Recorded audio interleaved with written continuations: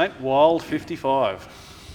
Yeah, pride and joy. Yeah. Just gave me a buzz just mentioning that. But yeah, it's like I said earlier on, you know, it was when we first started talking about EH that I sold my first one after I spent 18 months working on it and built it and drove it for 6 months, and we sold it because we were getting married and building a house and whatever else. So you know, while it's more important back in those days, it still is. You know, getting a house and whatever else. So the Chev goes, and 20 odd years later, I looked around and kept kicking myself. I ended up buying one, ended up finding this one, and yeah, away we went from that. So I brought this one in Mandurah, a guy named Max, and I said the rear park light is the only thing that wasn't working on it. So I brought it back, had it for about 4 months, driving it as a 55 standard, and then I started on it. And then, yeah, nearly 9 years later, this is what I ended up with. Yep. No, So, it's a stunning build, mate. You've done a very nice job on this car. Like, and I can see that nothing's been left. Everything's been had its attention put to it. Yeah. Yeah. I've made a lot of modifications to it. I built it to what I wanted. I suppose I had a lot of time thinking about it. The 20 odd years what I wanted to put in the next one. When I did get around building it, you know, the outside looks all original, but I made a lot of modifications to it, and I enjoyed it. And being, you know, for the work that I was doing, you know, obviously you got pressure, stress and stuff like that, and it was relaxing, enjoyable working on it, de-stressing myself from work factor. Takes your mind off things. Take your mind off, and away we went. Yeah, and I just kept making modification after modification. Yeah. I must admit, the only regret I didn't do, got the point where I just had enough. I just wanted to sort of finish it. I regret not putting seat belts in the rear. I got them in the front, but I didn't put them in the back seat. Okay. So apart from that, it's the only regret I wish I did. So Fair enough. put seat belts in it. So Now, talking about some of the modifications, this started out as a 4-door, you were telling me. yeah, it was a 4-door. I had a guy, Peter Shires from the Chevy Club, wanted to buy the 6-cylinder motor, came out of it.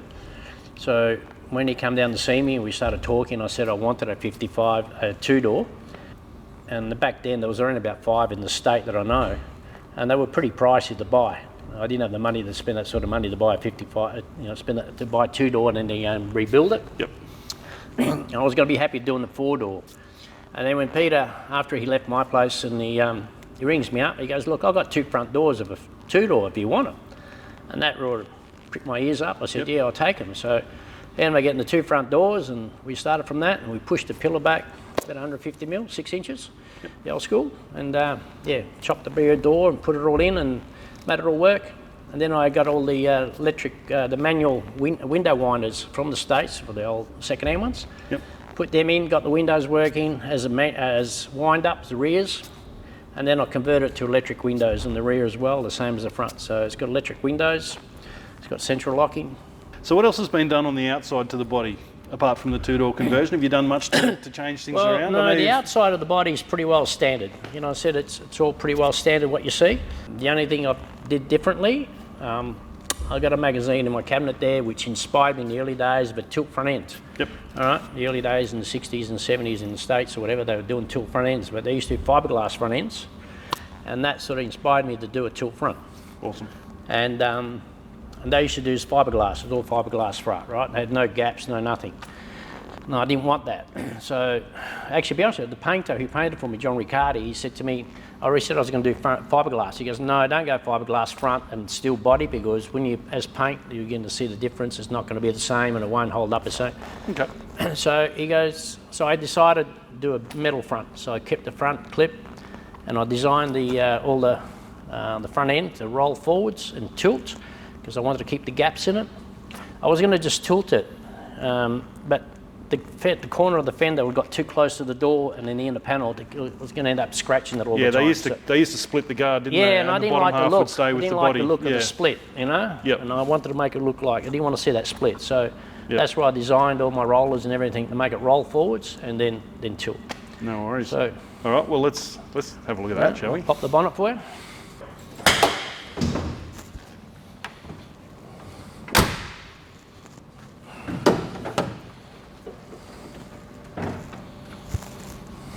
All right, mate, so another supercharger. Yes. This one's a little bit smaller than the last one. It's a bit smaller, it's only a 112 blower. It's a little Eaton. Yeah, I just put that on extra. I started with fuel injection in it. I got rid of that and I set all this up. I got the car on the road in '06, licensed in about May '06, and then I ended up putting in the hot rod show in '06. And then I ended up winning the Maguire's Superstars to bring it across to Sydney. So that's when I decided, I said originally never built this as a show car, it was always built as a driver, not a daily driver, but a nice cruising car when I wanted to get out in something nice. Yep. So, and then I decided I'd give it a bit more of a facelift to bring it to the Sydney show, and that's when I decided to put all the billet, front power steering and alternator and everything else, and decided to put the blower on it. Yeah. And yeah, spent 3 months in here. My wife had to come and see me here. I never went home. She was asleep by the time I got home. Yeah. So I spent 3 months remodifying the motor, and yeah, away we went. So and that's what I ended up with. Yep. So what are you running underneath all that? Well, that's a 383, a 350 stroked as well. Yep. 383 with a little blower, 112 blower. It's about the 480 horsepower. So I said it was always built as a cruiser.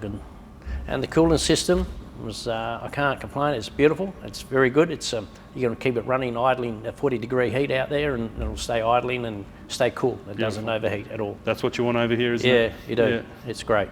It's got aircon in it as well.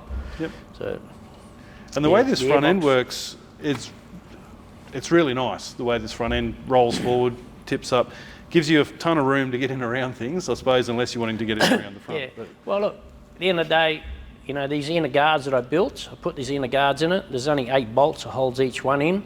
If you want to work on the motor, you can just take eight bolts, take the guard off, and you got all the room in the world to work on it.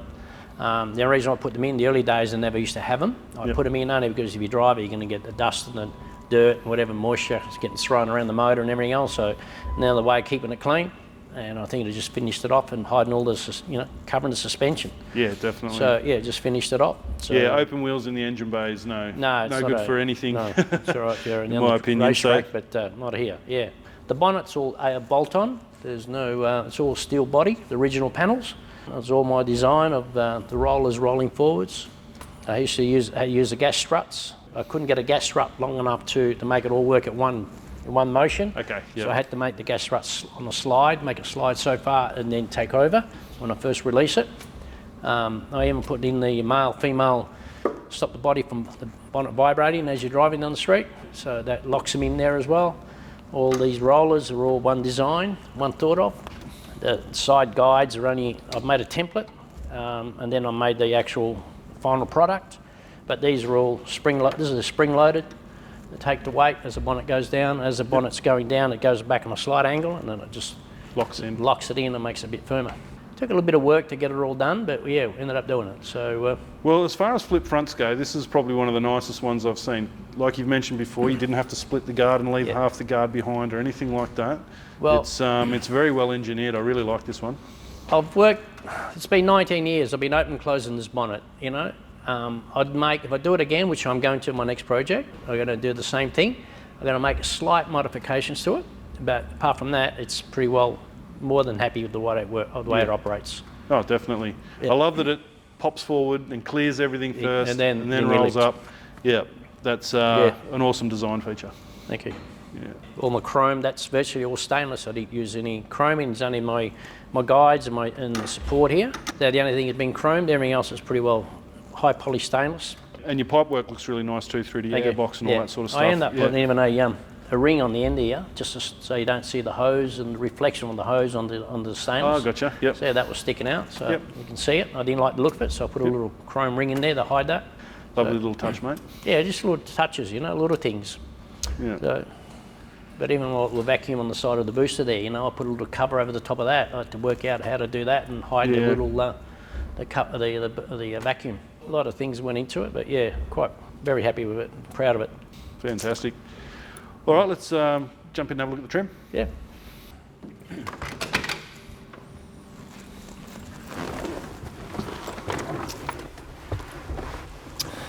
Again, very comfortable. So you've obviously changed the front seats in here at the very least. Yeah, these are Toyota Sora front seats. I had to make a supporting bracket on the right side of the seat, on the outside of the seat, and pretty well the other side of the seat is pretty well matches the floor. Okay. So it didn't take much to bolt these in. They're beautiful electric seats. Yep. When I brought these, I put these in the car and I looked at it and I thought these have got a headrest. So I keep the headrest, and then I thought, well, the rear seat, the original straight bench seat, I decided to go back to the wrecker, so I ended up getting the headrest off the original Toyota Sora rear seat, and I modified the rear seat with an armrest in the middle and put headrests on that in the back as well. So, and the trimmer's matches the front. Yeah, the trimmer's done a great job too. Yeah, this is Myri trimmers again. Did the same thing. I used 6 hides of leather, 5 black and 1 silver. We went black and silver to match obviously the outside the paint job. And I found a steering wheel which pretty well suited the car. So I didn't find anything else that would have suited. So same colour, black and silver steering wheel. And I just put the gauges, changed all the dash, made the console. It's got aircon front and rear, CD stacker, handbrake. I moved from underneath the dash between the seats, electric windows.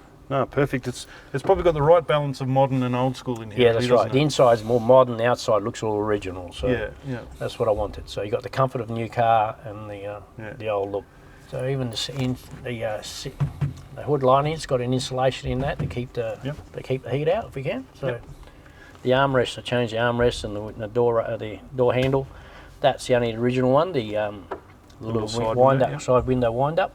Yep. The aircon's underneath the dash. Yep. It's all hidden away. Beautiful. So is that a vintage air style aircon? No, it's one underneath the original under dash ones. So I didn't want to see it underneath the dash, so I tucked it away and ran tubes off it. And I got the tubes running to the front and rear of the console. Yep. To keep the people in the back comfortable as well with a bit of air. And if it's integrated like that, it always looks much smoother and neater, doesn't it? Yeah, you don't see anything and it looks neater. Yep. HK steering column. It's a Datsun 280C power steering box and HK steering column.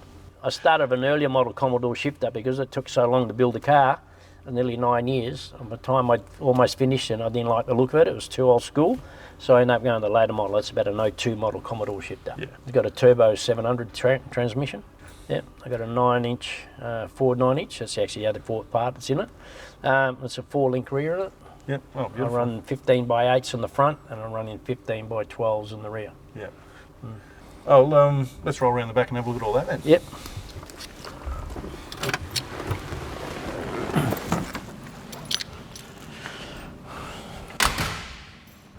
All right, so again, big chrome, big fat back end, huge wheels under there. They look great though, don't they? They really look good though with the big fat tyres. You need the tubs, you need the chunky tyre. It's only tubbed 100mm to make those fit under there. Wow, that all? Yeah, and they don't touch. I could have 5 people in the car, no problems at all around corners. There's no rubbing, no touching. Got rid of the leaf springs. They've gone to the 4-link rear. Yeah, that's very good. Yep. I've got the battery tucked away in the boot there as well, hidden away. I said before, my son's was in the sound system, so I left it up to him, and he put all the stuff back in those days, the modern cons, where it was 19 years ago, to give me the sound system. So yeah, when I cruise around, I play the American Graffiti music. So you didn't notice a lot of stereo system in the car? Is it all sort of integrated in there and sort of we've got speakers. Got 4 speakers and 2 in the back, 2 in the front, and then I've got the subwoofers in the boot here. Yep. So yeah, it's very quite loud and quite nice thumping music if you want to hear it. So. No, awesome. This must be a pleasure to get out. It is. And go cruising in. Nowadays I've got 3 to cruise from. I choose, and my wife picks one, or my grandson comes along and I ask him which one to go, so we'll go which one he wants. So, but I enjoy driving this one. So when I get out there, I prefer to take this for myself. Obviously, it's my pride and joy, and I love it being in it. Yep. Well, the work you put into it is absolutely incredible, mate. This is thank you. The little modifications you've done and the way that you've put it together to be that cross between modern and classic. It's very, very well done, mate. The day I got it licensed, I got back in May. It was on a Wednesday. I come back here about 1 o'clock and I put number plates on the vehicle. I took it home actually, and because the workshop wasn't finished at the time. So I put the number plates on it and I jumped in it and I started driving it, and I didn't stop. I only stopped to eat, sleep and go to the bathroom. Up that. By the time Sunday night I had 600 Ks up on the clock. Yeah, right. Yeah. So after 9 years of building, I wasn't going to let it sit around and keep it clean for the next car show. No, I was on the road from virtually day one it was licensed. Yeah, perfect, mate. Well, we build them to drive. That's right. You've got to get out and drive them. We can't be too precious, otherwise there's no good. Yeah. They just take up space then, don't they? Yeah, that's right. Yeah. All right, mate, so the silverware cabinet.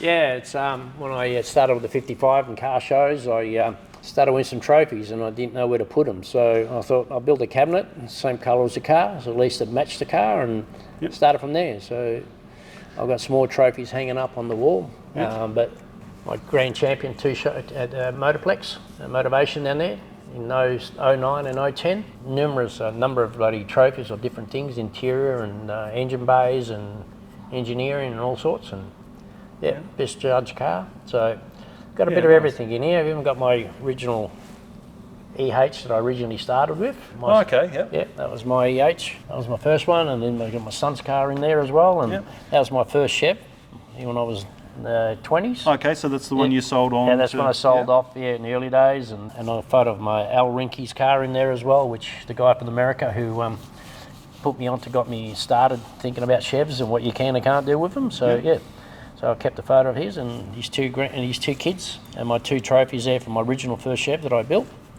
Now, I've got a manual here, which I was given to me when I was doing my apprenticeship at Melbourne Motors. It was 1953, 54 and 55. Every make and model car made in America in that year, those 3 years, has got every specifications in that manual. Yeah, okay. Yeah. I've never seen one, I haven't seen another one. Yeah. And especially when it goes across all the makes, doesn't it? Every makes and model vehicle made in America back in 53, 4 and 5 gives you every spec. And I noticed you got a few model cars in here and that sort of thing as well. Lots of memorabilia from different places and. Yeah, that's right. Yeah, America and wherever else, and my best golf scores and stuff like that. When I'm playing golf and So a bit of everything. Now, the little flip front. Yeah, American Fiat, little flip front Chevy. Yeah. Now you had something happen with another model that you were just telling us about. I had another one of these, and I had it painted the same colour as my 55, black and silver. It was airbrushed, and I was using it on display in my car when I had it in the car shows in the early days. And in 07, we were going to Sydney for the motor show in Sydney for the Motorex. I had it all packed up in a container on a Sunday, getting the trucks come in Monday morning to pick up the container, take it across, and somebody broke in to install all my display gear. And unfortunately, they ended up stealing my little model. So, it's been a few years ago now, but I'd love to know where it is. So, if someone ever knows where someone owns it or has got it, I'd love to know. Yep. Yeah, well, it's a I'll pretty... give them a reward for it. Yeah, it's a pretty unique thing to... It is actually, it'd be the only one around. Because of the way you had it painted up. Yeah, painted exactly the same as the 55, black and silver, airbrushed. Even the chrome mouldings were put on it as well. So, so there you go. So if anyone's seen a flip front 55 Chev model that's painted just like this one, let us know. Appreciate it. Thanks a lot. Now, I notice you've got a lot of artworks around the walls. Yeah, well, the one up there, the Mel's driving, that was my... I had the 3 cars parked out the front. We were taking the whole 3 out for a cruise one day. And my son's brother-in-law, he does that sort of stuff, so I've asked him for it. He's superimposed the 3 cars in front of Mel driving. It's hanging up there now, which is, I thought it looks quite impressive. I quite like it. No, that's nice. Yeah. And there's one of the cars is quite unique there, and we've seen it at another show, but I believe it was something that you put together. Yeah, it did. You must have had a really creative moment. Because what is it? It's a Corvette with a... Yeah, so the Corvette's, it's up here, the rear end of the Corvette. It was an 08 Corvette, it's a donor car. It's a Corvette running gear. It's got a 57 Chevy front, 58mm and a 59 Bel Air rear. It's a 789 N2A, no two alike. It's the only one in Australia. And it's a very nice car. It's a beautiful car to drive. And I just run out of room, and to me it's more old school, because that was more new school. Yeah. So it was a beautiful car, that. This one here, the blue 34 3-window coupe. Yep. It's got the elephants in the background. It came from Africa. I brought that. I was going to chop it up, make a hot rod out of it. Yep. But the steel body, all original. Still had the original crank handle and jack in it. So too good to... good. Look, everybody was going to kill me if I chopped that up. Had a dinky seat in the back and all, and I couldn't do it. Yep. So I've had that parked up for about 12, 13 years in here. I was only going to sit around, so I thought I'd get rid of it. Actually, this other 55, that's my original 55 up here. So actually the same colour. That was in the sun a bit more. See, that's a bit Oh, more right, Maroni. okay. Yeah, because that's a bit pinky. That looks quite pink. Yeah, quite pinky, but that's Maroni because it was overcast. Yep. And that colour came off a BMW back in the early days. Yeah, okay. It took me a long time. It was, believe it or not, it was on my day of my 21st. We were setting up at a hall. We were having obviously my 21st and getting engaged. I saw this BMW go around the corner. It was like maroon. Yep. All right, and then as I went around the corner, the pink came out of the colour. And I said, that's it, that's my colour. Yep. They went up there, Chris Pitney and myself and Joe Italiano and Alan from Armadale Autos. Yep. We reenacted the American Graffiti end of the movie drag racing scene. And on the top left-hand corner, you've got the original photo we put in there as well. Yeah, sweet. So, yeah. Yeah, nice. A bit of good fun thing to do on a Yeah, Sunday. yeah, definitely. An idea when we found the street, it was pretty well much right. The lamppost was leaning, same as the original one. We had to move the stop sign Yeah, and then put it back later. But Yep. No one noticed. that was in the way. So, yeah, decided to lay a bit of rubber on the road to make it look like the original as a movie. So, yeah, we've got everything there. So, it's great. I believe this artwork up here has a particular significance. Yeah, that was my oldest son got that done for me for my birthday. He gave the gentleman somewhere in Fremont Markets, gave him a photo of my 55 and a photo of myself, and he ended up drawing that up. Yeah, so he did a great job of it actually. He got that for my birthday. No, I couldn't think of anything better to get from a family member. But yeah. No, that's awesome. A friend of mine's seen it and he was wrapped in it actually. He reckons that's me all over. And one that was instantly recognisable to me when I walked in the door was this bonnet that you've got up here. That's a bit of a long story with that one. So, yeah.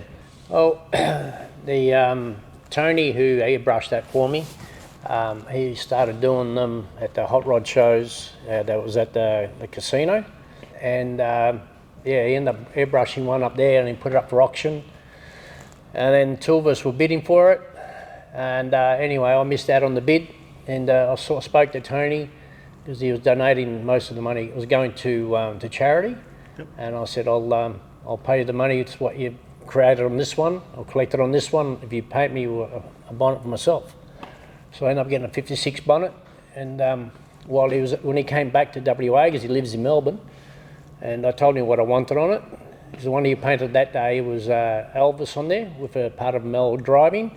But I wanted Mel driving and at the end of the drag racing at the end of the movie, and Wolfman Jack, the DJ of American Graffiti. So and that's been hanging up there for quite a few years now.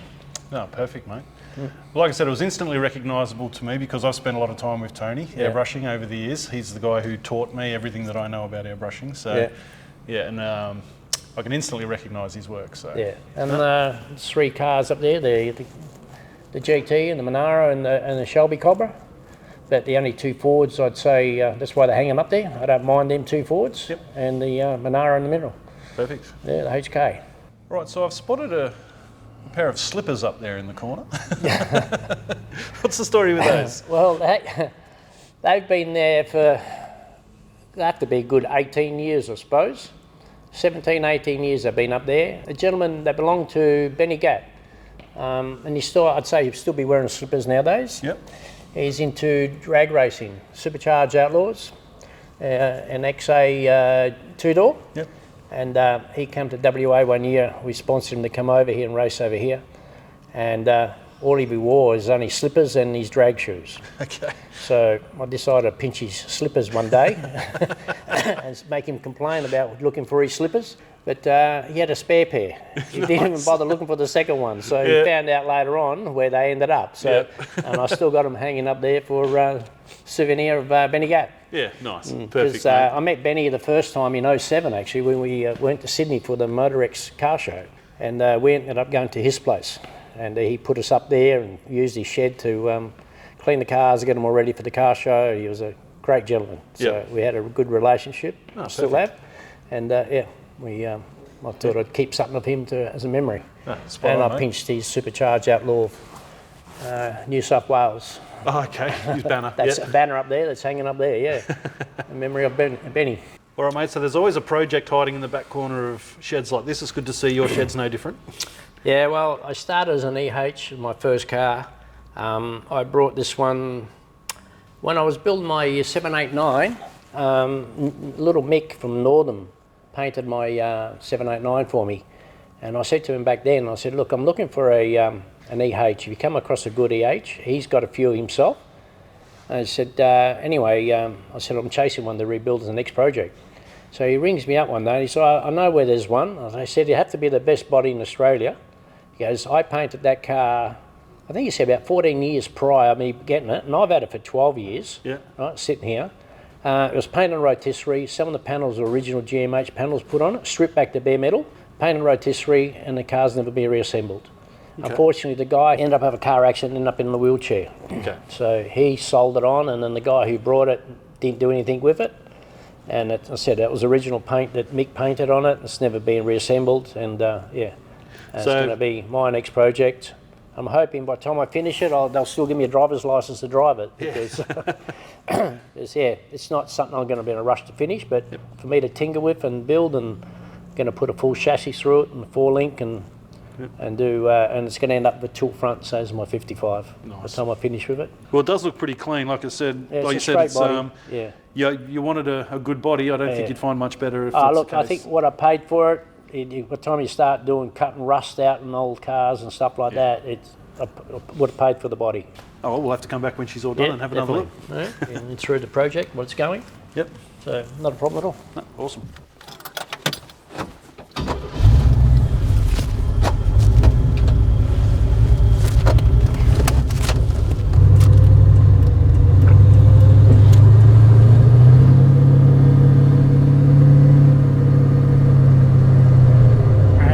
Beautiful in here. Yeah, it's got a nice note. It's not too loud. You can talk in it. Yep. Very comfortable to sit in. So. 100%.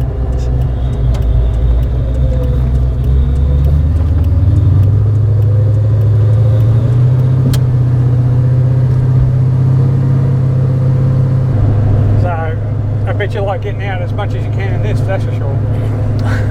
Yeah, any sunny day at weekends. Yeah, I always try to find time for it, but I've got others to drive as well, so sometimes there's a choice which one you want to go in, or depends who I go out with. They want to go out with my other one, especially my wife or my grandson. I always pick the car they want to go in, or else I prefer to take this one. Yeah, so, nice. Yeah.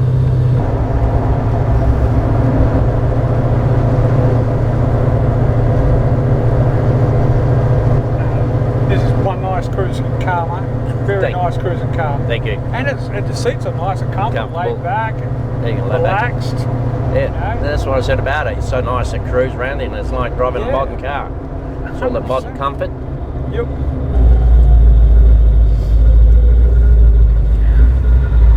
Yeah, I'm quite proud of it actually. The effort I put into it, and the timing that I spent thinking about it and doing it all. All my thinking of designing, everything I made for it, was laying in bed in the mornings before I got out of bed. I used to spend an hour to 2 hours sometimes, and go to work late, but big deal. At least I was designing something. I wasn't doing nothing. I'm actually working at the same time. So yeah, perfect.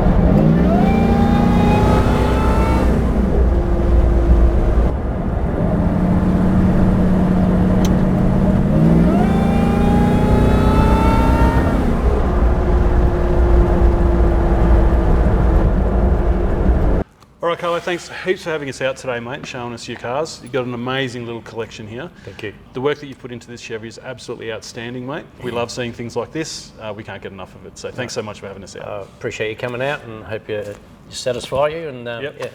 you're happy with what you saw. So. It's an amazing collection. Thank you. And I love that your family's still involved with the EHs and that sort of thing. And you've got a nice little connection to your cars. Thank you. Yep. Yeah, no, I've had the passion all the time, so enjoy it. Fantastic. All right, well, we'll see you out and around. Definitely. See you on the streets.